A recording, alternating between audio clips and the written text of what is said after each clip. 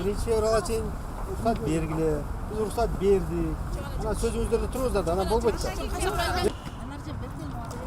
2015-жылы Авозов көчөсүндө. Муну мэриянын башкармалыгына чоң рахмат. Биздин мэрияга чоң рахмат. Ошол 20 жылдан ашык убакытта асфальт болбой калган болчу. Бир тиын бөлүнбөй 15-жылы акча бөлүнгөн. Ошол Авозов көчөсүндө толук асфальт иштери жүргүзгөнү байланыштуу. Ошол жерде турган элдерден 125 павильон коммуникторду алганбыз. Биз мына элдер ошол ээлери аябай кыйынчылык менен ошол павильон коммуникторду алганбыз. Себеби жолду кеңейтиш керек болчу. Бизге берилген акчаны убагында освоить этиш керек. Ошон үчүн биз павильон коммуникторду мэриянын чечими менен алганбыз. Буга биз мэриянын башкармалыгына биздин мэрибизге Кубанычбек Кеңешевге чоң рахмат айтабыз. Азыр бүгүнкү күндө ошол Авозов көчөсү толук асфальт болуп бүттү. Эми бул жерде 125 павильон тагдыры. Ошону текшергенде 125 павильон турган, 17синде гана уруксат кагазы болгон. Калганында кагаз жок болгон. Бизде бир эле иш башкармалык бар, муниципальный имущество боюнча ошолор договор түзүп уруксат берет. Шаар боюнча 4 район боюнча бардык тартип бирдей. Булар УМСга кайрылыш керек. Ал жерден официально кагаз берсе турат. Бул биздин райондун жарандарга биз бүгүнкү күнгө чейин колубуздан келген жардамды берип келатабыз. Мына жакында эле жаңы жылдын астынан булар айтты, 1-февралга чейин официально уруксат бергиле деди. 1-февралга чейин биз уруксат бердик. Булар өздөрү официально өздөрүнүн колу менен жазып берген. 1-февралга чейин уруксат бергиле. 1-февралдан кийин биз кетебиз. Бул жерде турбайбыз деп.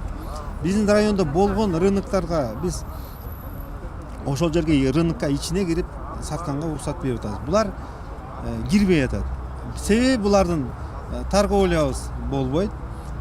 Ал жерде аренда төлөш керек, патент алыш керек. Элдер, башка элдер кандай соода кылса, бардык закон бирдей. Бизде Бишкек шаарынын кеңешинин депутаттары чечим чыгарып берген.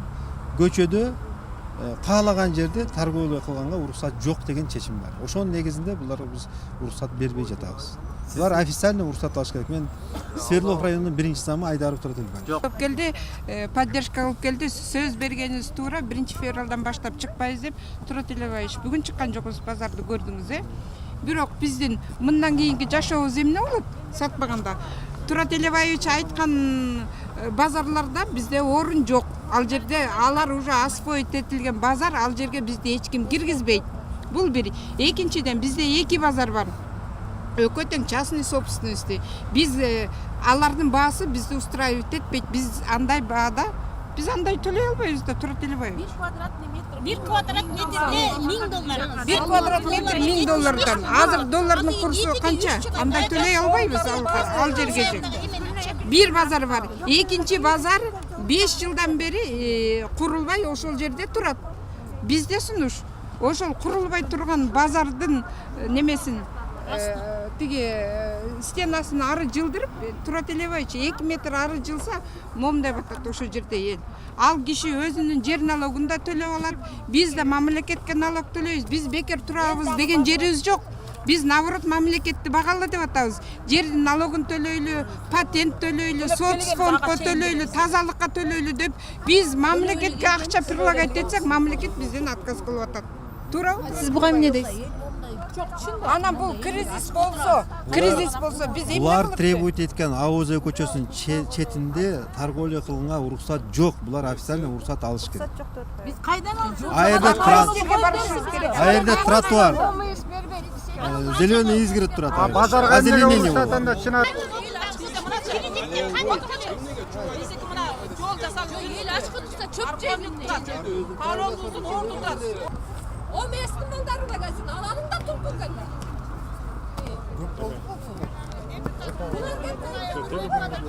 Депутат ошол кылдырган, коңшум чыкстырган ал. Коркутпаңыз эми, демократиянын чеги бар. Жок, 1-февралга чейин уруксат жок. 1-февралга чейин араңыз уруксат.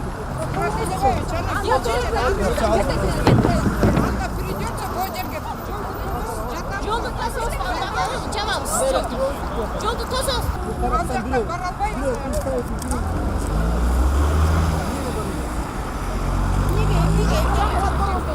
Базардың тұрам деген жеріңізді көрсетейікші. Машинаға батпайсыздар. Уақытқа тұрып аласыз, жол жаппай аласыз. Чынар базарының жанына келдік. Жаңағы біздің стихийный торговляда тұрған аялдардың требованиясы бойынша ол тротуарға тұрабыз деп требованиясы. Бұл жерге мұрдағы тұрған жері бұл жер. Генплан бойынша бұл жерде озеленение olur. Бұл жерде көкше отырғызылады, гүлдөр, гүл бақшалары отырғызылады. Бұл жерге тұрғанға бұл жерден елдер өтіш керек те, бұл жерде рұқсат жоқ, бұл жерде тротуар. Бұл жерде ирригация. Жақында о базар бүтсе, ушун жетекшіні да біз хат жазғанбыз, батырақ бүтсе, шу базардың ішіне кіріш керек. Аға чейін бұларға рұқсат, бүгінгі күнде рұқсат жоқ. Бүгінгі күнге чейін біз рұқсат бердік. Эми мындан кейін рұқсат бере албайбыз.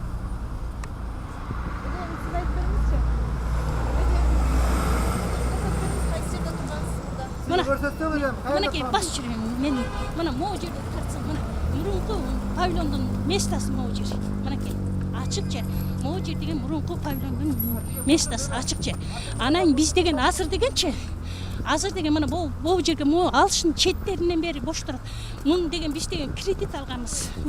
Кредит алғанбыз. Мынакей кредит алынған мына моу жер боп-бош, мынакей тиги жер болса дегене эки катар павильон турчу бул жерде. Азыр бир эле катарга месте калды, бул жерде эмнеге бербей атат түшүнбөйбүз. Мораторий жарыяланып калыптыр. Анан мунун четинде туруп соода кылып атабыз да, кантип соода кылбайбыз? Жашылданат, эмнесин жашылданат, чөп кризис болуп атса. Бактаракта жолдун бою мынакей ошо жерге мурун муну эки катар болчу бул жер павильон. Мынакей проходу боп-бош эле турат. Мунун четине коюп алып эле соода кылып атабыз. Кантип жаныбызды багабыз? Кантип жан багабыз? Мына өзүңөр мына монун башына чейин. Тетиги жерге чейин. Тартып көргөсүңөр болот. Мынакей. Ушул мынакей. Бул жерде эмнеге жашап чөп жейби?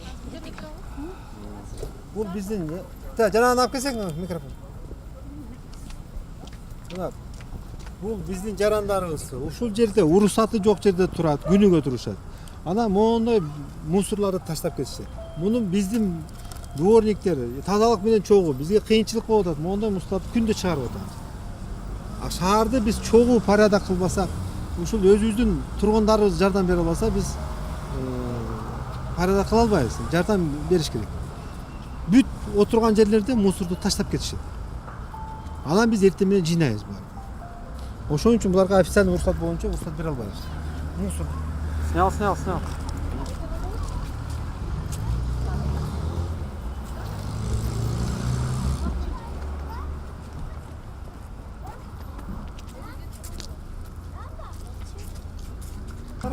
Мен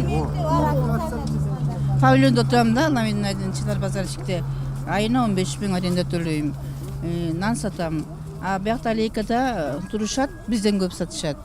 Бирок эчтеке төлөшпөйт. Мен претензиям деле жок болгону, пускай мында законный виде ошо төлөсүн, бизге окшоп патент төлөсүн, аренда төлөсүн, тогда нам не обидно.